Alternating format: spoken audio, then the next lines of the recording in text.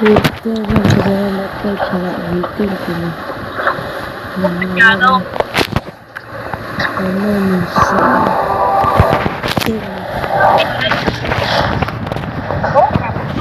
đấu danh để mình leo danh nha em nhé. Phải rồi. Đứa nào nhảy vậy? Giờ chúng ta đang ở gần khu doanh trại em ạ.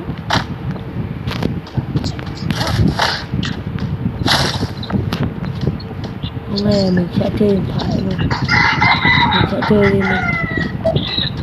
Đây là mình chơi trên máy tính thôi em. Nhưng là mình sẽ chơi trên điện thoại.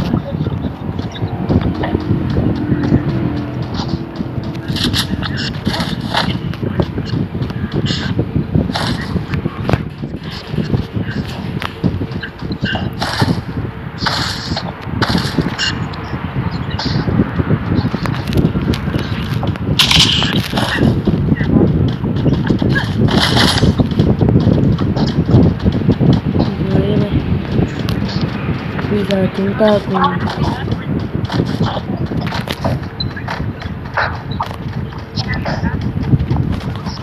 Chào lúc ba. Sao về á?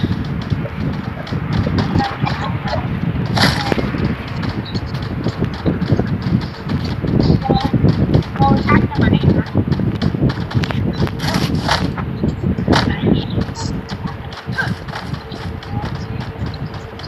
Ở lớp 2 chị mùi giờ ơi, nó quậy không à. Quậy tôi. rồi ba lô ba đã ăn được.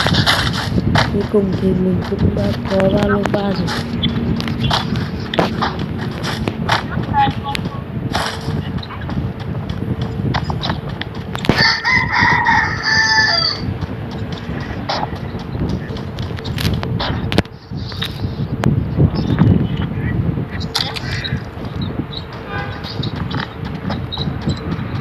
Cái 4 gan thì chưa đi ăn mình.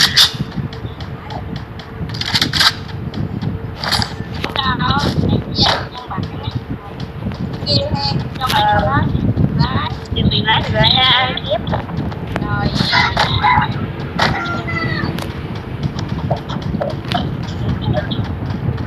Cả chúng ta mày cùng. Rồi chúng ta đã có những Rồi. Vậy. Rồi. bây giờ mình sẽ tiến thẳng lên chữ L thôi nha em nhé. Có đứa kìa ở sát bên luôn.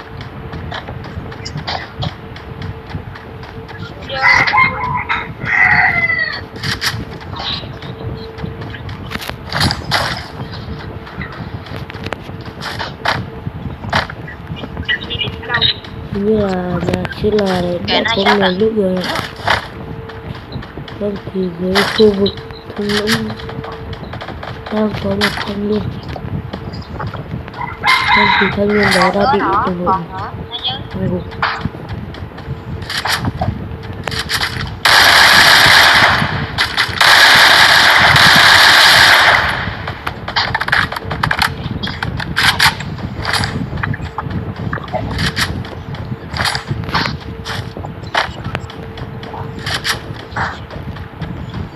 Hãy đi đâu bạn này. Đấy, ra ngon.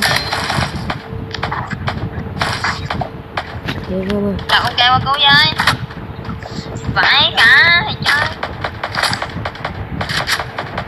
Cứu cách mà chạy thì bị đê đâu biết.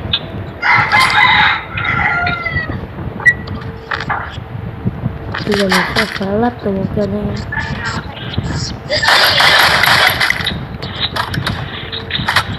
Có thêm nhiều phía trên này. Thanh niên ở phía trên thì bán AVKM em này.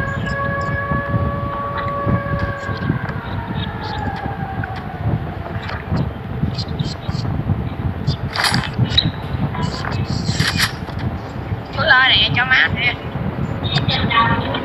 Gì đây? Máu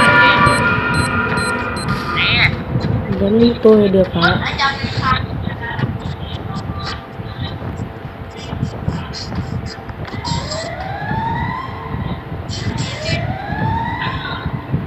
Là anh bạn xuống lên, là anh bạn.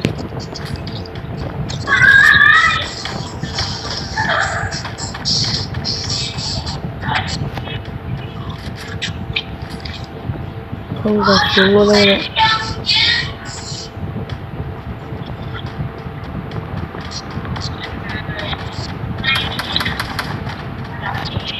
Rồi thì đồng đội mình cũng đã công lên. Không giống này. Xong, lại một thanh niên nữa lên bảo các bạn rồi.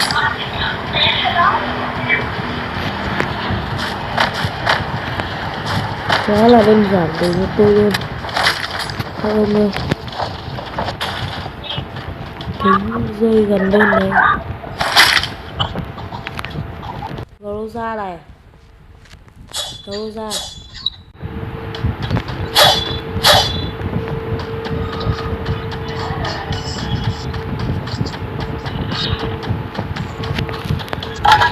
Rồi thì các ông lấy tự xuống lúc kính đây.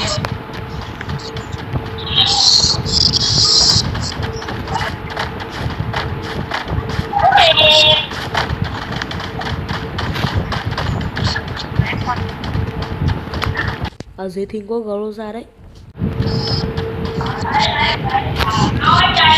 Cái gì? Ở thính có Groza.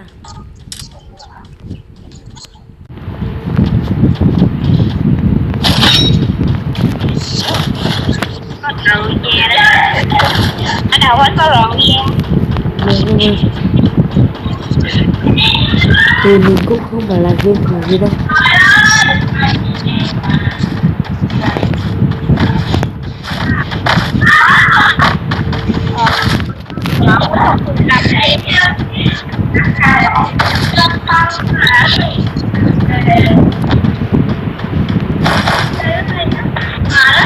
Ủa có chơi ở đâu? Chơi ở đâu? Nó chơi bày ra. Nó hơn nhiều à? Nó hơn nó nhiều à? Hiện tại trên bản đồ chỉ còn 19 người thôi em ạ. Nó hơn nó nhiều à? Nhiều cái tam giới. Bo đang thu về xưởng cơ khí anh em ơi. Có người kìa. Ê, mày đã hộp cục giờ có nước vào cục kìm uống không?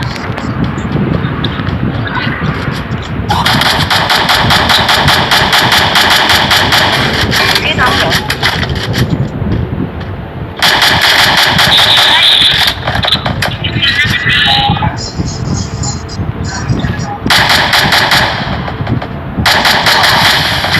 Rồi, ngu đặt ngu cho má thôi. Trời ơi, để tao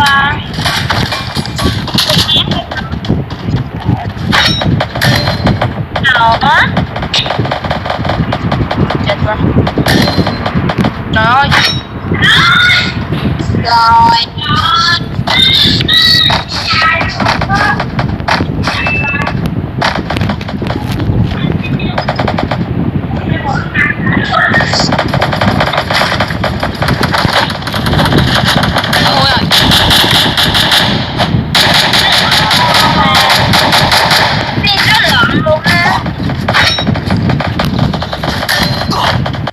Vào nhà là các ông ơi.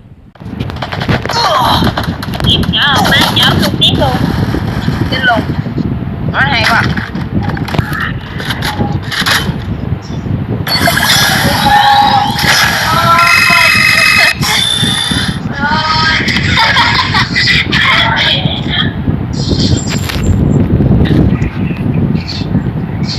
Bây giờ anh em đi làm đi việc đến đây cũng là hết.